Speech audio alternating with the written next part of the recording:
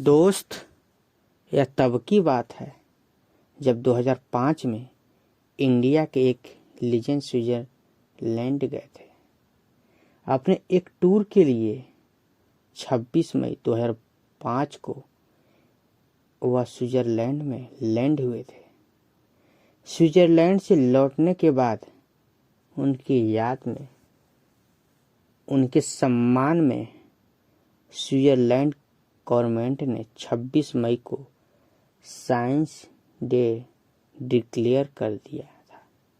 दोस्तों, आप जरूर समझ चुके होंगे कि मैं किसके बारे में बात करने जा रहा हूँ। Missile man APJ Abdul Kalam के बारे में।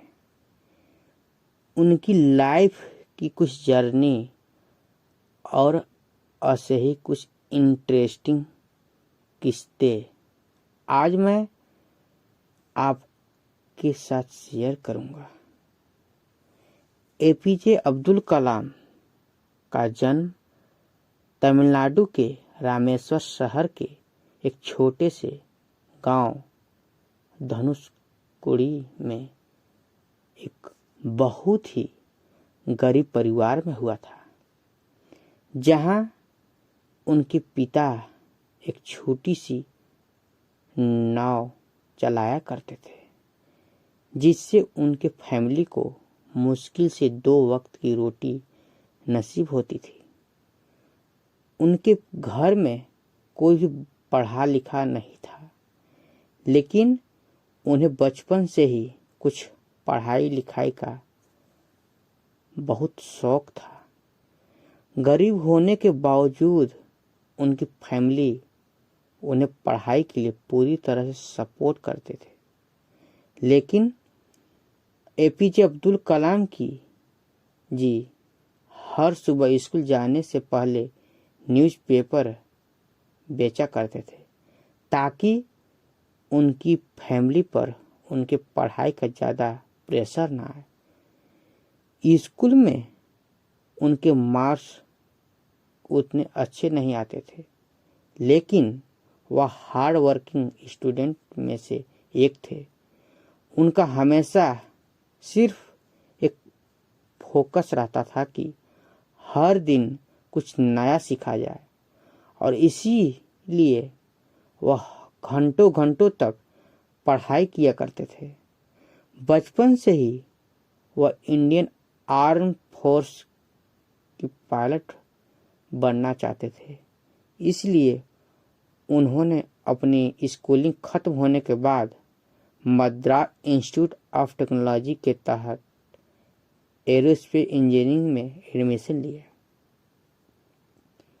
यह किस्सा तब तक का है जब वह मद्रास इंस्टीट्यूट ऑफ टेक्नोलॉजी में पढ़ रहे थे। उस वक्त वह एक सीनियर क्लास प्रोजेक्ट पर काम कर रहे थे, और उसी प्रोजेक्ट के प्रोग्रेस को देखकर कॉलेज के टीचर उनसे बहुत गुस्सा हो गए। उन्होंने एपीजे अब्दुल कलाम को चेकरा कि अगर 3 दिन में एक प्रोजेक्ट कंप्लीट नहीं हुआ तो मैं तुम्हारा स्कॉलरशिप कैंसिल कर दूंगा। यह बात सुनकर एपीजे अब्दुल कलाम बहुत ही घबरा गए, और उन्होंने दिन रात बैठकर 3 दिन के अंदर प्रोजेक्ट को कंप्लीट कर दिया। यह देखकर उनके टीचर बहुत खुश हो गए और एपीजे अब्दुल कलाम जी से कहा कि मैं जानता था कि तुम में वह काबिलियत है, लेकिन मैं यह देखना चाहता था कि तुम में मुश्किल वक्त को सहने की क्षमता है या नहीं।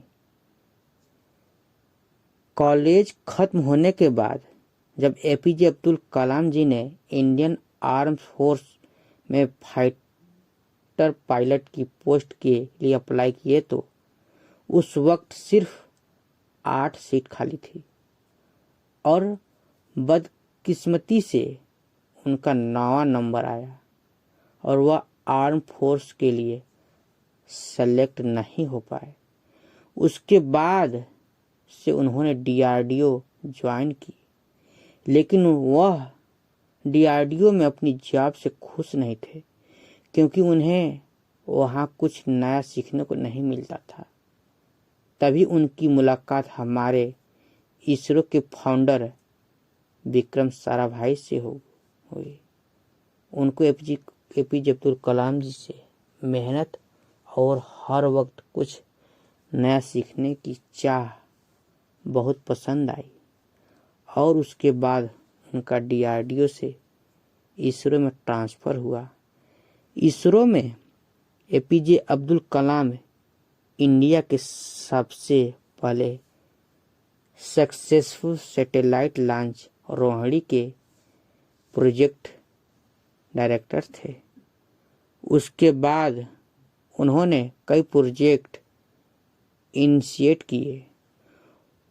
1980 में पृथ्वी मिसाइल सक्सेसफुल लॉन्च करने के बाद उन्हें नासा ने जॉब ऑफर करने की कोशिश की, लेकिन उन्होंने उसे ठुकरा दिया। पृथ्वी मिसाइल के सक्सेसफुल लॉन्च के बाद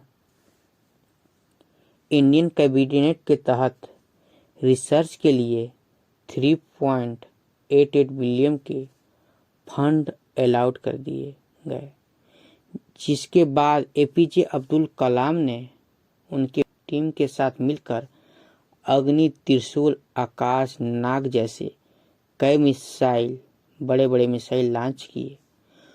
उनके लीडरशिप के अंदर इंडिया को सबसे बड़ी कामयाबी तब मिली जब 1998 में इंडिया ने सीक्रेटली सारे न्यूक्लियर बम टेस्ट करके इंडिया को सारी दुनिया के सामने एक न्यूक्लियर पावर घोषित कर दिया, जिसके बाद एपीजे अब्दुल कलाम को मिसाइल मैन ऑफ इंडिया के नाम से बुलाया गया।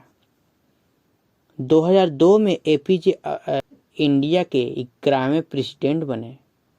अपने प्रेसिडेंशियल टर्म के वक्त जब वह केरला विजिट के लिए गए थे, तो उसी वक्त उन्होंने 2 लोगों को केरला के राजभवन में प्रेसिडेंटल गेस्ट इनवाइट किया था।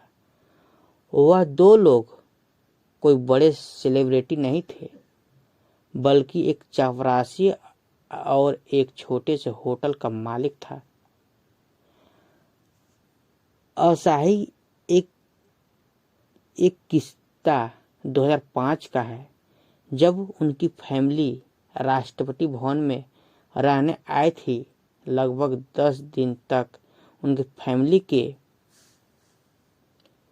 52 लोग राष्ट्रपति भवन में थे और उनके जाने के बाद एपीजे अब्दुल कलाम जी ने 3,52,000 अपने फैमिली के रहने और खाने के खर्चा सरकार को दे दिए।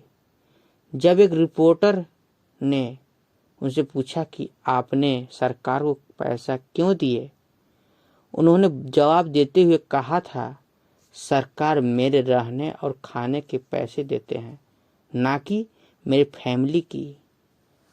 और इसी खुरदारी ने पूरी दुनिया को इनसे प्यार करने पर मजबूर कर दिया। इनके पास जायदाद कोई नहीं था। अपने किताबों के अलावा पर अपनी कहानी से और अपने कामों से यह मिसाइल मैन पूरी दुनिया के लिए मिसाइल बन गए। तो फ्रेंड, आपको एपीजे अब्दुल कलाम की प्रेरणादायी कहानी कैसी लगी? धन्यवाद दोस्तों। ऐसे मोटिवेशन वीडियो सुनने के लिए हमारे चैनल को सब्सक्राइब कर लें। धन्यवाद।